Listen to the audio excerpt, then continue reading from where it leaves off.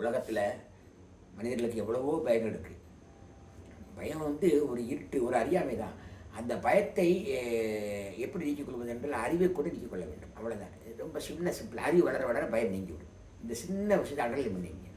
இது தெரியாமல் எல்லாத்துக்கும் போட்டு காரணம்னா அதற்குள்ள ஒரு பயத்துக்குள்ள ஒரு நோயை உருவாக்கி அந்த ஃபோபியா, இந்த ஃபோபியா, அந்த ஃபோபியா, என்னென்னமோ ஆங்ஸைட்டி அப்படி இப்படி நிறைய மனத்து உலகம் அதுக்கு பேர் பிரித்து கொடுத்துட்டாங்க. அது பேர் கொடுத்துட்டாங்க, அவ்வளோதான். இப்போ தண்ணியில் உள்ள பயம் தண்ணியில் கூச்சத்தே போகும்.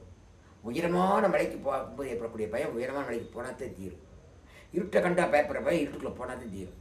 அதுபோல் செத்தாலும் சரி என்று நீங்கள் துணிந்து எடுக்கக்கூடிய முயற்சி அந்த பயத்தை அகற்றிவிடும். இதை தவிர வழியில் சரி இருக்கிற வாழ்க்கை நிலையில் செத்த இதில் செத்து போகலாம் அப்படி போய் பாருங்கள், பெரிய உலகத்தை பார்ப்பீங்க.